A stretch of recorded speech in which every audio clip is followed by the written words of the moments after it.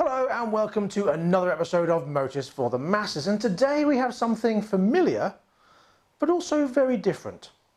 So roll the intro and let's get cracking.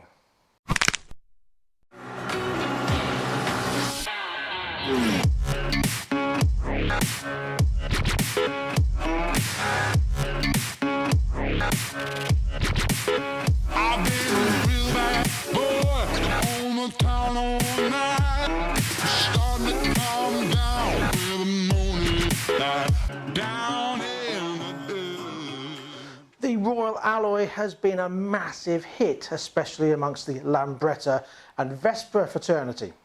But what if you are 16 or you don't want to be burdened by the hassle of a CBT? Well, Royal Alloy have the answer in the shape of the Royal Alloy GT50.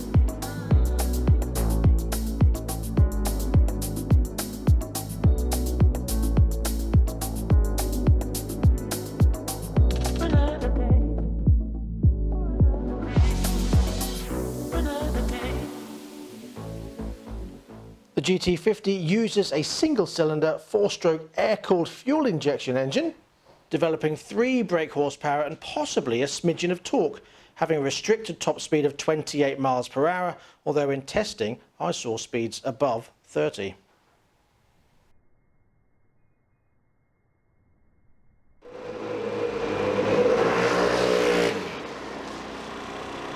However, the Royal Alloy GT50 has an MPG figure of over 100 and the CO2s is 61 grams per kilometre, which sounds marvellous. Additionally, being 4-stroke of course, the GT50 is pretty quiet, with 71 decibels on a drive-by and 80 decibels stationary, tested at 4,000 RPM, with most scooters tending to be around 100 decibels. This little 50 is set up to look like and ride like its bigger brothers, or sisters if you fancy of course. Like them using a 220mm front disc with a double piston caliper, but with a drum brake on the rear using a combined brake system.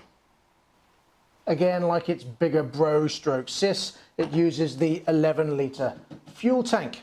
It's got a 110 front tyre and a 110 rear tyre, although in the bump it does say it's got a 120, but it hasn't. It's got a 110 front and rear on CST block tyres, again like most of the other Royal Alloys except for the GP300, which uses those Tim Sung tyres. On the front it uses the double adjustable shocks, and on the rear it has the single shock.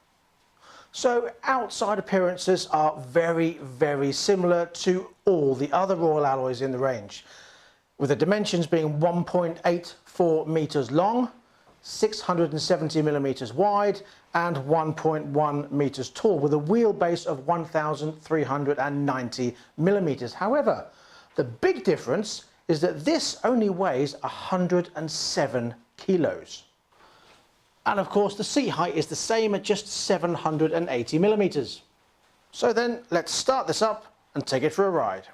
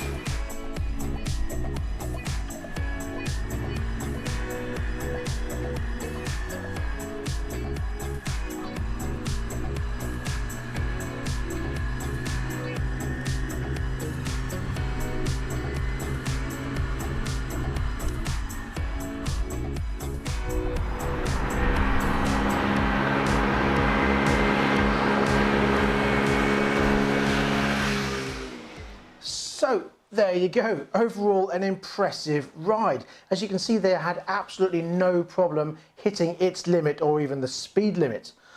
Really impressed. It's very lightweight. It feels the same as riding the other Royal Alloys, except that it's lightweight, so it's quite nimble going around the corners. The only thing I will say, being this light on that suspension makes it a little bit hard when you're manoeuvring it. But I'll be honest, and this is honest, when I was riding it, I didn't feel that as an issue at all. Really impressed. As a 50cc, beautiful. Very impressive ride. The brakes feel nice and sharp. There's no real qualms about whether it's going to wallow around. As I say, it's very lightweight. You can sling it around all over the place. No problem with those tyres as well, even though we're riding in the damp and on new tyres. That exhaust note sounds like, could be even a 125. Yes, okay, the pickup is a bit slow, and I will say when you rev it to start with, you don't get a lot. So you do have to anticipate when to pull out. So you rev it slightly as something's coming alongside, and then you can go. But as soon as you get used to that, not a problem.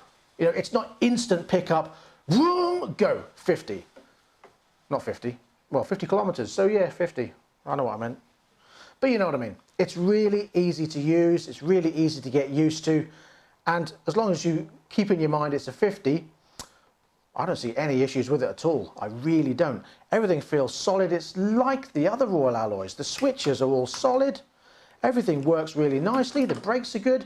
The mirrors, again, like with all the Royal Alloys, make the stalks a little bit longer, because when you're on here like this, you can only see half past and half up your arm on both sides. That's always been a bugbear for me for the Royal Alloys. Just make them slightly longer.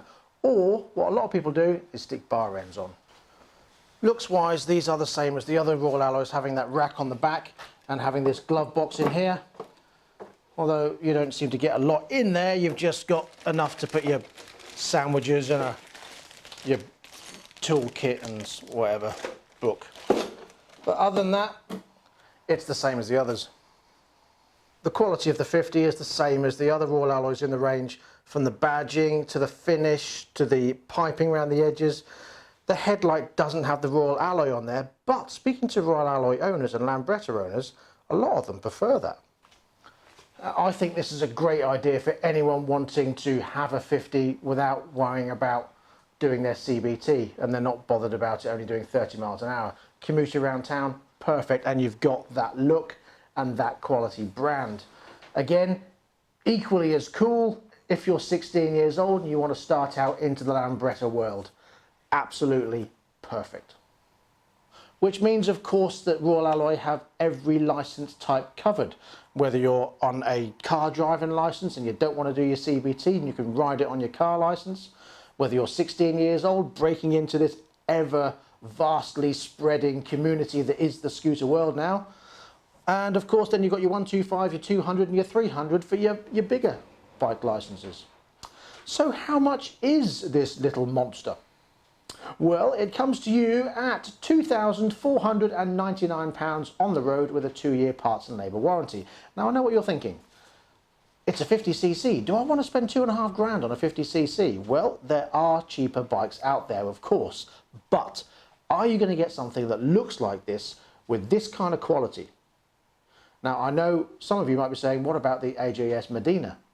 Yes, okay, that's very Vespa-esque. It's also very creaky, and I'm not sure that it's as reliable as this. I really am impressed with this engine in here, and I really am impressed with the way it's been put together. I can't really fault the bike. If I was 16 years old and I was into scooters, cannot think of something else that's better than this, to be honest. If you can, then please let me know in the comments below what you think an alternative is. Do you have one of these? Do you have one on order? Do you like it? Please let us know that also. Now, colour-wise, they do come in a variety of colours. You've got this orange, you've got that baby blue that you saw at the beginning of the video, which is more of an eggshell blue, I think. Baby blue, whatever. You've also got black, and you've got red, which is like black with a red stripe or red with a black stripe. Or you've got the two-tone colours, the white and red, the white and green, or the white and blue. Now, I don't know if all colours will be available all the time. They tend not to be, but we'll see. And the other big thing is, although it does cost £2.5 grand, it's £300 cheaper than the Lambretta V50 special. And that's not really a Lambretta. Well, it is, but it doesn't look like one. But they are good. What do you prefer? And that brings us to the end of this episode of Motors for the Masses. Thank you very much for joining us. Please join us next time when we'll be back with more bikes and cars and, of course, Project Bob. And please, in the meantime, don't forget to click the like button thingy and subscribe if you're not subscribed already, and share this video also, please. Also, click the notification bell for other videos coming up, and check the description, because there's usually some other stuff in the description for our links to Patreon, our links to Facebook shop, if you're interested in that. I also want to have a big shout out to a few people. And right now, I'm going to roll this little bit of excerpt, and you'll see what I mean. Here's a word from our sponsors. I'm Casper Sutton, and yeah. Follow my Instagram, vegan.gooding. Yeah. Follow my Instagram at sharp_CJ and YouTube CJ Sharp. Charm Sutton on YouTube. Tegan Land on Instagram and YouTube. Little.c on Instagram. Wait, shout out. Wait, no, let's do it again, Not really sponsors, but I did promise that I would give them a shout out.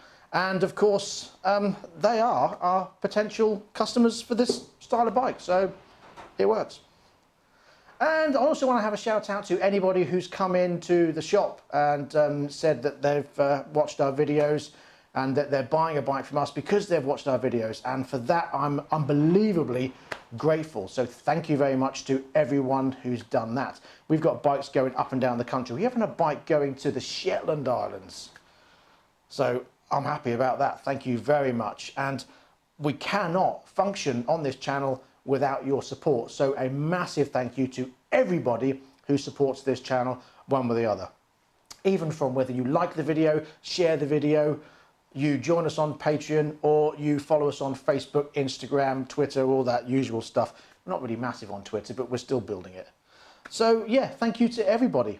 And I apologise that Malcolm's not here. Unfortunately, I had a bit of a personal disaster today where, well, not today, this week, where I had to go down to London to get a passport, and then the passport office was closed, so my wife had to stay there, and I had to come back home to realise that my house keys were in her pocket. So myself and my son had to stay at my mother's. So yeah, that was fun. Yeah, so, and of course, because of the weather, we couldn't get the videoing done, and you don't care about any of that, do you? You just want to see the video. So hopefully you liked it. If you didn't, sorry. But then again, like we always say, you watched it, so I'm not that sorry. Anyway, that's enough waffle. Until next time, please ride and drive carefully. Ride and drive? It's like ride and drive, but slightly more enclosed. So yes, until next time, please ride and drive carefully, but have fun. Thank you. Bye-bye.